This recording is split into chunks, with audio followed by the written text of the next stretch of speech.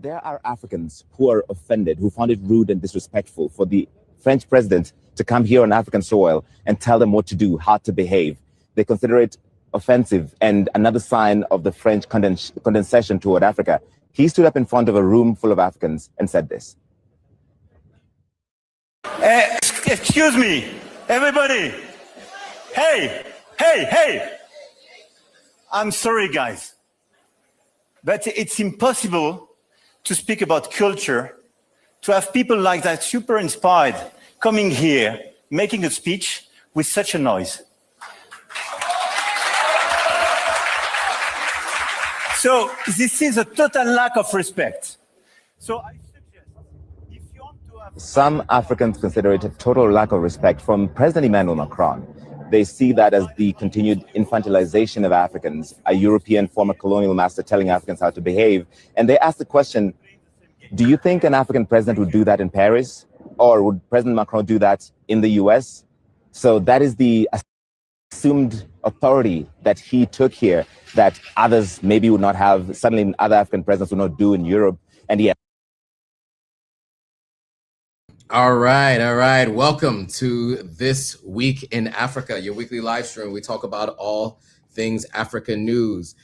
Today, we're talking about French President Macron in Kenya, sparking outrage in a number of different ways. That was just one viral moment from a week full of eventful circumstances, arrests, etc.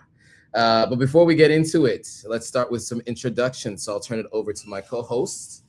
Before This comment just cracked me up. But anyway, hi everyone. My name is Gloria Ayo. I'm the founder of Diaspora Station. What we do is we connect Africans through news, history, culture, you name it, we've got it. But always a pleasure joining Joe on This Week in Africa. And I know I've said this before, but in as much as it's a great way to do what we can to inform the people, I love the opportunity of also being informed by the people, including Joe. So thank you all so much for your great contributions always. Absolutely. And I am Joe Hatago, founder of Authentic African Media. We help people visit, move, and invest on the continent of Africa. We also want to try to do our best to bridge the gap between those living on the continent and those living in the diaspora.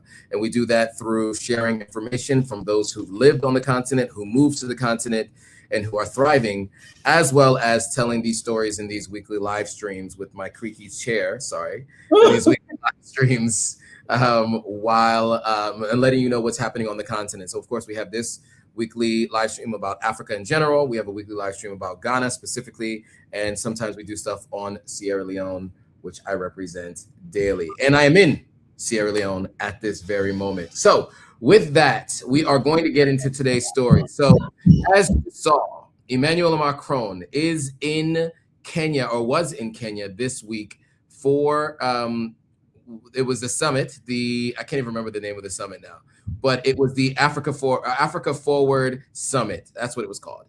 And obviously you saw that particular moment. That was a viral moment. But more importantly, beyond that is France's move into Anglophone Africa after being moved out of Francophone Africa. So there's a $1 billion investment worth of deals that has been announced with President Ruto in Kenya. And he actually met with Ruto, took a lot of pictures, lots of photo ops. So we are going to play a little bit of a video on that story, and then we will have some commentary on the other side. French President Emmanuel Macron urged more in Africa on Sunday as he prepared to co-host the Africa Forward Summit with his Kenyan counterparts. The first such forum to be held in an English-speaking country, it marks a shift in French policy. Paris has stressed its new outlook as a partnership of equals, with the focus on economic cooperation and investment. French companies are investing in and believe in Kenya's potential. CGM, which has just committed to renovating 2 terminals at the port of Mombasa, a total investment of 700 million euros. Meridiam, which is set to expand the country's second wind farm to the tune of $225 million. Kibeto, and in total, across all the projects, more than 1 billion euros has been committed. Macron and President Ruto signed 11 agreements on Sunday, including investments in transport, agriculture, and nuclear energy. We understand, as African leaders, that we too have responsibilities. This relationship is not going to be one-sided.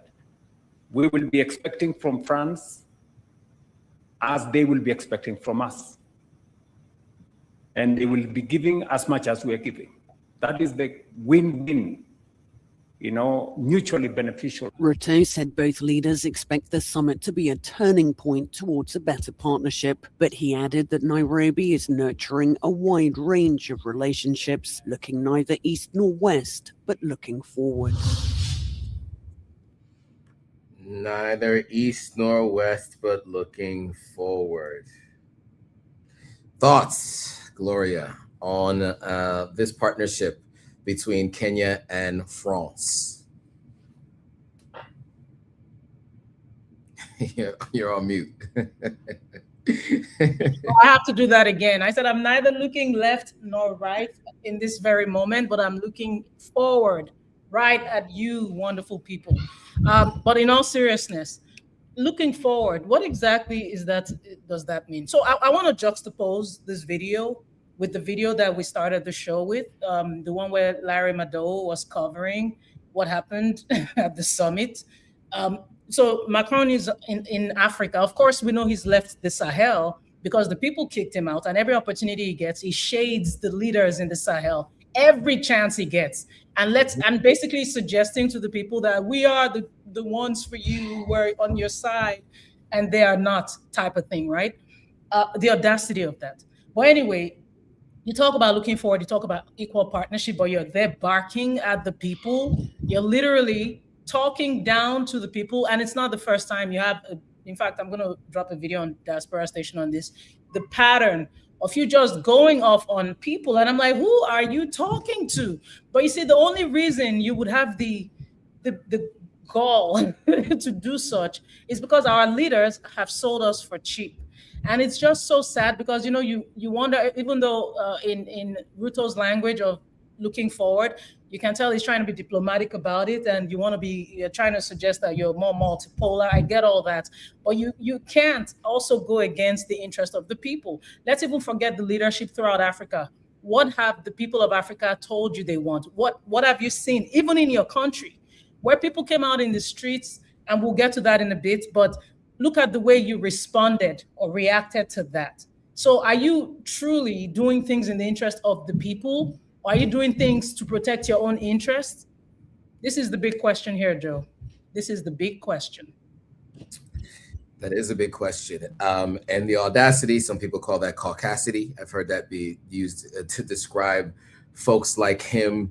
Look, there's a couple things that I think about this, right? I was talking to somebody about this the other day. I was in France at the end of last year, and I'll probably be going back there again this year. And I've gone to France a few times in my life, and it wasn't until the last 6-7 years of my life that I've learned that the entire country is lit because of the exploitation they have of minerals on the continent of Africa. Specifically, previously it was Mali, Niger, Burkina Faso in different ways. And it was interesting to me to see people living so well there, and how people had been living in those three countries I just mentioned, which led to leadership, the leadership changed the way they've had it and the support they have from their people. And juxtapose that with this summit, right? Where France obviously is not getting back into the Sahel, or at least they have to pay fair market rates for the minerals that they are buying and extracting. So now they're looking to other deals in other regions, which we've talked about over the last couple of weeks. This particular summit, I think, when you look at all the different clips and videos coming out of what happened indoors, we'll talk about what happened outside in a moment, but everything that happened inside was a microcosm of the last 150 years since the Berlin summit. You had, you know, a security guard pushing the president of Senegal, right? Because he didn't know he was the president, which is crazy. You had this moment with Macron getting up and yelling at people in the room, which I can understand if you're in the room and you are on stage and you want to be heard. Generally, you know, the MC of the event will ask people to calm down, etc. One of the attendees don't get up and grab a mic and say, "I'm sorry, blah, blah, blah, blah, blah." I mean, it looked like Kanye taking the mic from Taylor Swift, right? Don't want to give it the same, it's not the same level of importance, but I just want to, you know, that it was out of place. And, you know, it made absolutely no sense. And he felt like he was comfortable doing so because of the stance that he has taken and his country has taken on the continent of Africa. And because of the reception he has given, people are so excited to see him there, even with all the things that have happened elsewhere.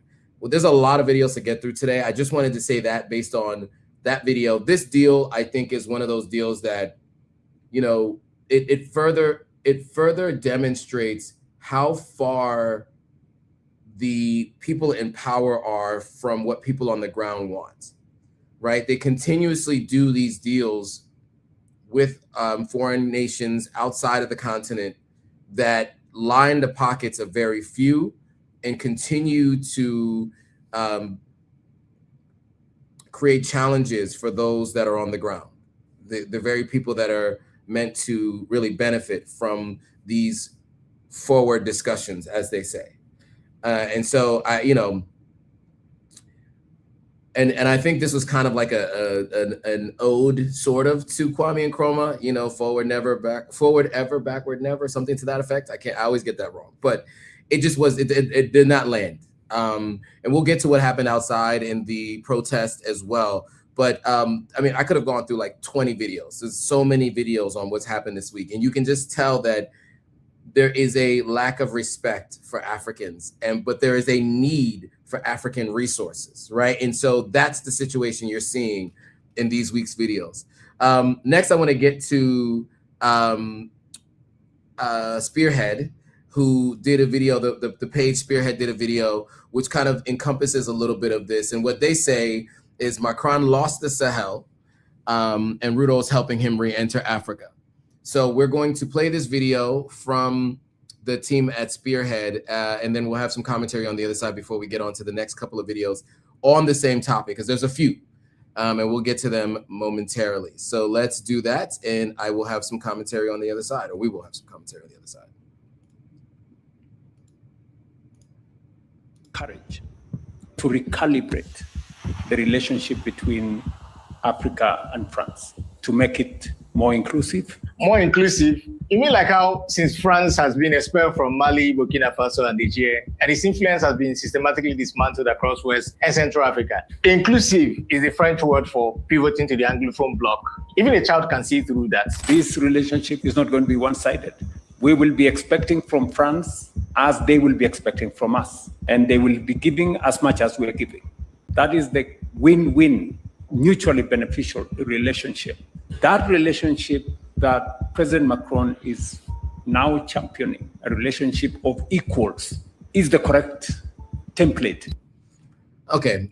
So, I mean, we've heard a good part of that speech earlier, and that response, I mean, similar to our response. Any additional thoughts here before we move on to the next video? I just wanted to give some folks a little bit of the reaction so far, because, you know, many people have been reporting on the fact that this has not been a successful trip. It may have been successful in the sense that France is now getting some of the additional things that they want, but in terms of the PR, it has been a terrible PR issue for France. And I think it shows how aware Kenyans are and Africans are of our history and how they're not here for any of this. And I do think the next election in Kenya will probably have consequences based on these decisions that have been made by this current administration. But your thoughts anyway on that additional video that we just played. Yeah, and I want to make it clear that I am for equal partnership.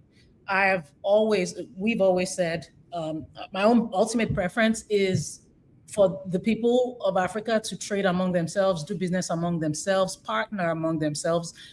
But if somebody must come from the outside, there has to be a lot of respect. And this is why you have Africans, I'd say Pan-Africanists generally, raiding countries like China, Russia, Turkey. The reason they do that is because even if those countries are not necessarily perfect in a sense, they do treat the people of Africa, or at least they've treated the people of Africa with far more respect and dignity than these other countries have. Back to the video we played at the beginning of the show. You're talking about equal partnership, but you're barking at the people. And there's a reason I'm placing emphasis on the fact that we have no problem with equal partnerships, but there's nothing about this partnership with France that has been equal, not historically, not in present day. You referenced Niger largely powering Paris. And the people in the Sahel had to kick France out because the partnership was unequal. And you still are not even trying to find a way to, make things equal. There are still allegations of things being done to sabotage the Sahel. So there's no equality here. We know you don't care about us. We know. And I have a question for the people in that room who were clapping. Did they hire some clappers to come clap? Like, I don't understand. I've seen some selfies with Kenyans, and I'm just like, it's not to say all Kenyans. It's some Kenyans out there getting so excited. Please, I don't know what these leaders are telling you, Macron, but no, there's nothing equal about the partnership. We're not buying it. At all. So really quickly, I want to play a video of Macron talking and saying he's a Pan-Africanist. I just thought it'd be interesting because this is just part of the many moments that I think people were confused by. So we'll play this and then we'll get into the last video of this block and speaking about this particular summit and what came of it. But I thought we'd play this because it caught me off guard when I saw the video. I was not prepared. I was not prepared for that this day. So pay close attention to the Pan-Africanist president, French President Emmanuel Macron, according to him. Be very clear, that was sarcasm. I'm used to say I'm a positive Pan-Africanist. I'm not a Pan-Africanist to say this thing doesn't work well or to spoil other situations. I'm a positive Pan-Africanist, like William Ruto. What? Can somebody tell me what the hell is going on? I'm used to say I'm a positive Pan-Africanist. Sorry, I had to play that video because it's just one of many. It was like it was just a list of things over and over and over again that made people scratch their heads and really try to understand what is happening. That was different. Okay, so really quickly, I don't know if you have any commentary on that, but I just wanted to play it quickly. Oh, I do. Please, Joe, on your next trip to Paris, remind me to send this to you. I would like you to give that to the president of France. We will need him to sport this at every event he goes to going forward. And this way we believe you're truly Pan-African. But what does positive Pan-Africanism mean? Are you throwing shade at Pan-Africanists and suggesting that there's negativity? Are you throwing shade at the Sahel? You see what I say about this man looking for every opportunity to shade the people. What is a positive Pan-Africanist? Bro, you want us to, there's a video I'm dropping today where I'm going to go down the list of the things that have happened in history with this country. Please don't do that. Don't patronize the people. That's why I keep saying, I don't know what these leaders are saying to you. That is not the reality on ground. And we hope you're listening to this. Anyway, there have been many times we've spoken about this. I don't think Macron cares. But finally, it's basically him being desperate. That is a cry.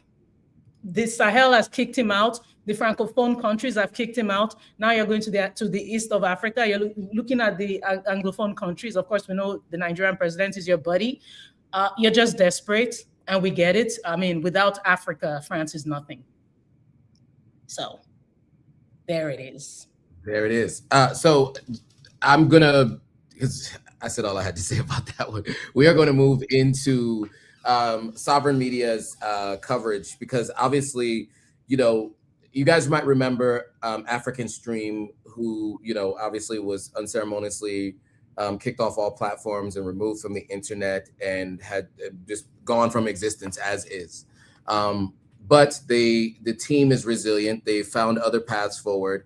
And Ahmed Caballo, is now with Sovereign Media, and he is speaking to the events surrounding the march in Nairobi against that Africa Forward Summit that was widely referred to as the France Africa Summit. The demonstration brought together Kenyans alongside international delegates and activists from countries including Britain, France, Greece, and South Korea, and show in solidarity and support against imperialism, foreign interference, and continued political and economic domination of Africa by former colonial powers and their allies. So the protesters marched peacefully through Nairobi carrying anti-imperialist and Pan-Africanist messages, condemning what they see as France's long history of exploitation across the African continent through military intervention, police interference, and extractive economic policies and neocolonial agreements that continue to keep many African nations dependent, something they seem eager to replicate in Kenya. So I'm going to play this video from Ahmed telling you what happened on that day, because there were some arrests, and particularly a camera person from the Sovereign Media team. But let's play this video and we'll have some more commentary on the other side. I sum up what happened today. We actually had 3 pista cameras, one at the start of the march, one in the middle, one when it got violent. But because our camera operator has been arrested and with her equipment has been seized, we don't have that footage to show you. So let me try to sum it up. The protest started off peaceful at the United Kenya Club. There was international delegates. There were people from Southeast Asia, from Europe, from North America, all in attendance alongside Kenyans here in Kenya. March to the Dedan Kimathi statue in the central business district. Before they could get there, they were stopped by police. Firstly, it was 1 or 2 officers and they started to try to push the crowd back. The crowd tried to continue to march peacefully. Then they called for reinforcements. And so many officers then joined. And then immediately they started firing tear gas. And once the tear gas started to fill the air with thick smoke, that is when they started to beat people and arrest people.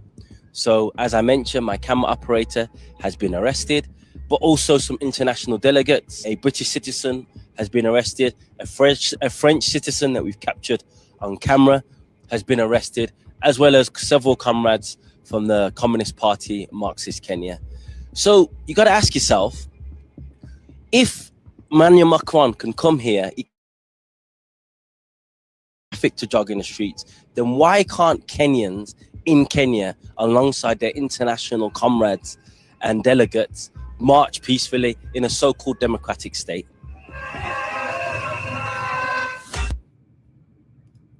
Well put, Ahmed. So your thoughts, Gloria, on this occurrence? Yeah, as I've said to Ahmed Kabalu, I dropped a comment. I said, you are whoever you think you are and more. Shout out to him. Shout out to Sovereign Media. Shout out to that camera operator. Thankfully, she's been released. But yeah, just the audacity of it all. And here's a man, specifically Emmanuel Macron, claiming to be Pan-Africanist, yet you're suppressing the rights of people to actually protest your involvement in governance in Kenya or any part of Africa. People are telling you, listen to the people. If you truly care about the people, you would listen. But you don't care about the people. You only care about your interests. So therein lies the proof. Yeah, and I think this is really sad to see that they didn't allow people to protest because, you know, look, we've seen this over and over again. The people of Kenya are fed up. And it doesn't ever seem like any of these summits or events have any direct impact on helping them progress and move forward. You know, platitudes and lines and one-liners are all used all the time, but the people on the ground never feel it. And it just gets worse. I will say shout out to Kenya and Kenyans for focusing on the people who are actually causing the disruption in their country and leading to the challenges that they have in country and not blaming other Africans. That's a conversation that we were having over the last couple of weeks. I think it's really important that they understand to draw their attention and face who it is that they're actually dealing with here. And I guess this is why their protests get knocked out with tear gas and smoke, and protests in South Africa against other Africans police officers allow them to be beating people, etc. I know that's not the point of this particular video in this conversation, but since we don't have the time to get into that particular story, there are videos, and we will maybe cover some of the follow-ups and things that have been happening since the last couple of weeks. So Michael is saying we must decolonize our people across the diaspora or on the continent, right? I mean, just everywhere. You need to decolonize our minds for sure. The fact that, these people were arrested, tear gassed, beaten when they're peacefully protesting a summit. You could see them as disruptors, maybe, but at the end of the day, they did not enter into the building. They did not bring weapons in the building. So why treat them as if they have? Because that was the way the treatment happened of them.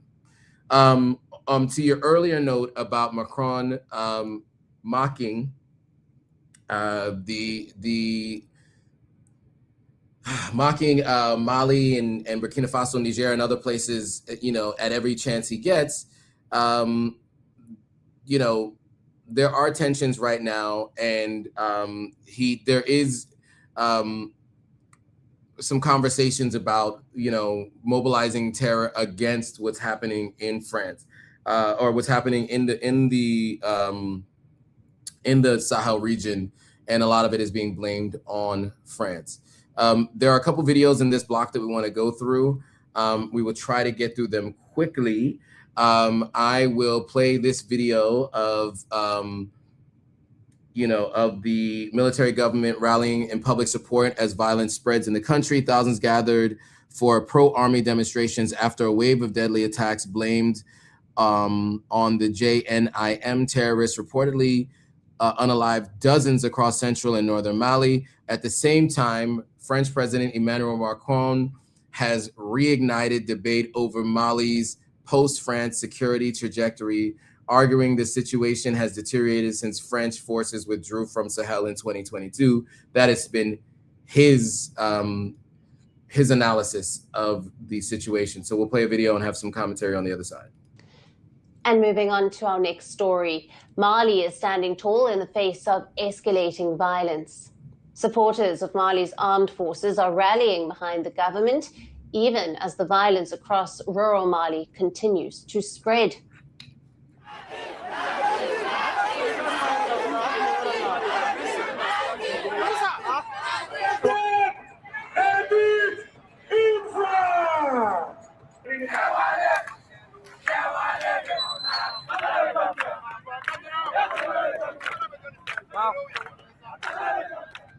This was the scene over the weekend at the Mamadou Konet Stadium in the capital city of Bamako. The rally was organized by groups close to the government as the military tries to protect national unity after the most serious assault on the state in more than a decade.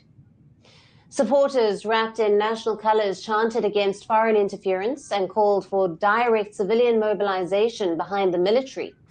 And the message was clear. The state is wounded, but the people are standing behind it. We are here to call for a coalition with the military. We want to go to the battlefields. Let them find a way to put us alongside the soldiers in the field. Today, it's no coincidence that I'm here with a broom. It means something among us women. We are going to sweep away the enemies within and without. We are going to curse all the stateless people. Now, it says a lot that civilians are willing to risk their lives and ask to actually fight alongside military personnel when it's clear that 15,000 soldiers, terrorists, whatever you want to call them, have been attacking many parts of Mali to try to take out Goita. And so I think it's important to just reflect on that a little bit. But anyway, your thoughts, Gloria, on this particular video and what's been happening?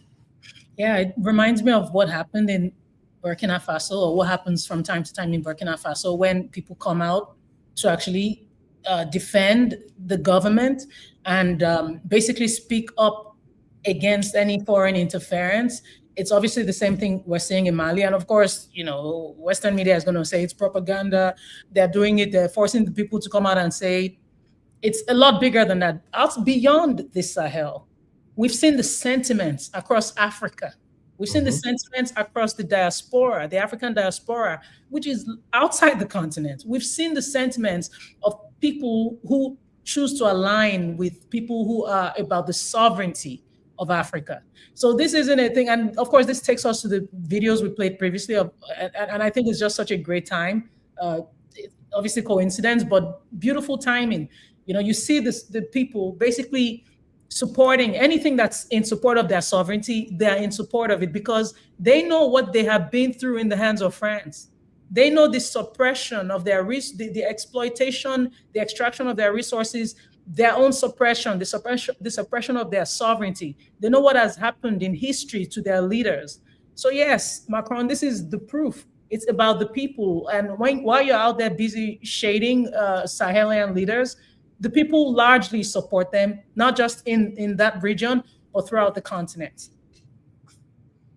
Yeah, well put. In the interest of time, I will get right into the next story, but I agree with you wholeheartedly. One other thing that we want to mention is that the Mali's military government says that there was a says that the coordinated attacks of April 25th were not merely terrorist assaults, but part of an attempted coup designed to assassinate President Assimi Goïta and destabilize the state. Officials claim that unalivement vehicles were meant to strike strategic sites, including Goïta's residence in Kati.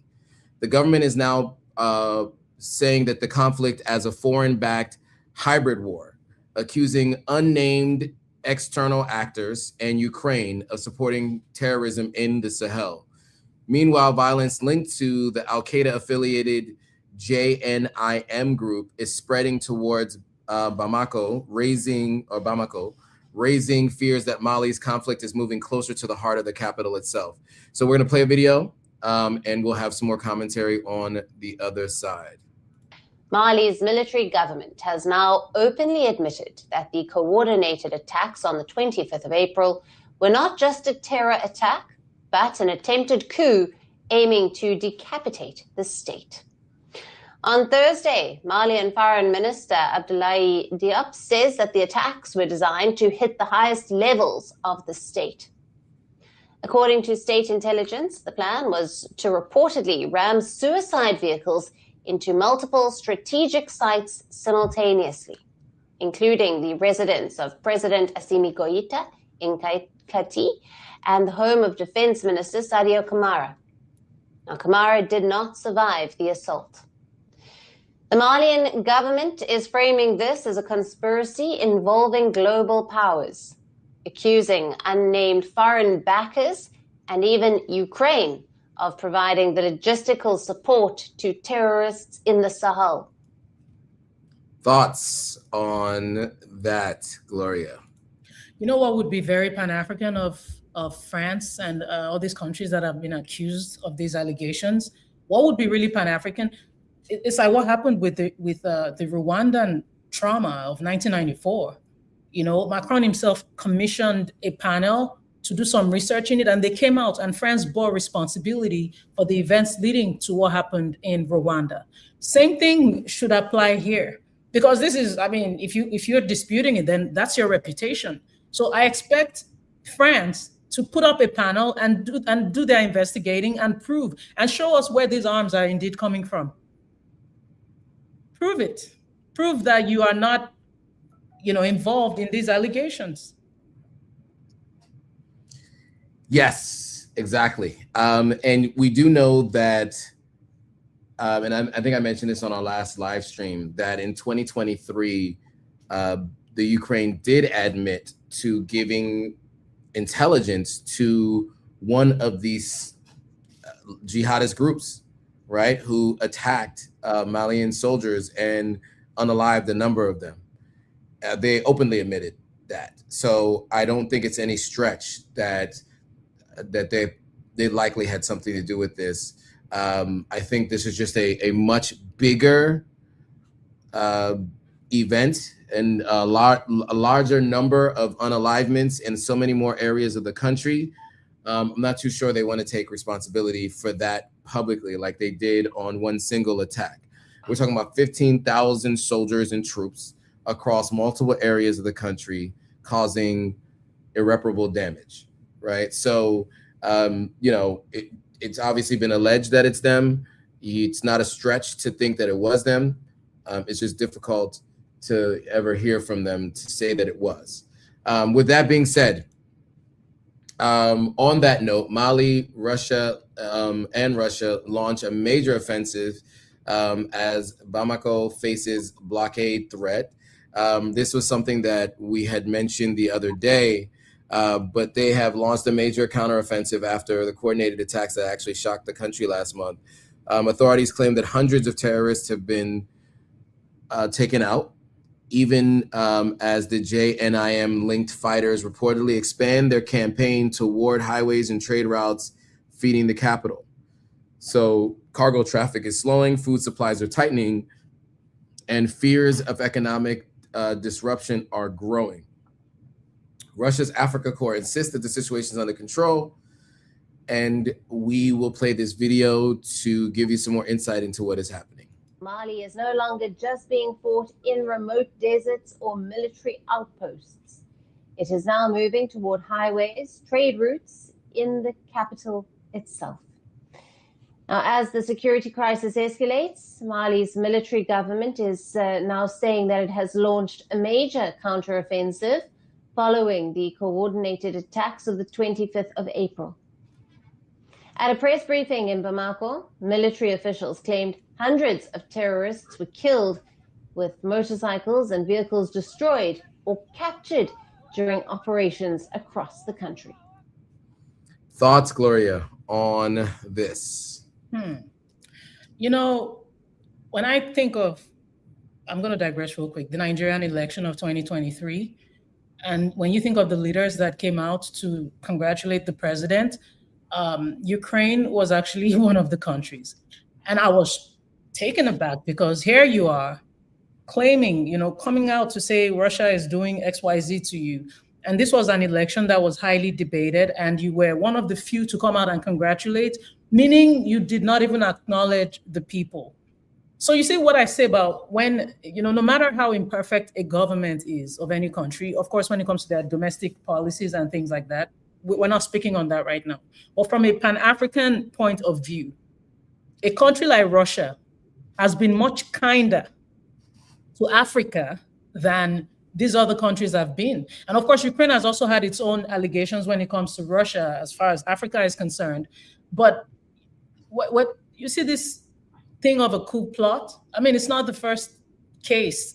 And it just, you know, it just makes you wonder who is really for Africa. I mean, obviously we know. And this is what I say to people who are for Pan-Africanism. You have to believe people what they tell you or show you the first time, in the words of Maya Angelou. You have to believe them. When they show you who they are, you absolutely have to believe them the first time. 100%. Yeah, I mean, look, it's unfortunate that, well, I'm glad we're waking up. Let's say this. I'm glad we're waking up and people are becoming more aware of who's inciting this violence, who's giving intelligence, and what the purpose is, right? So it doesn't have to be seen as conspiracy theory, but really you can follow the thread logically. And so, you know, what I'd like to see is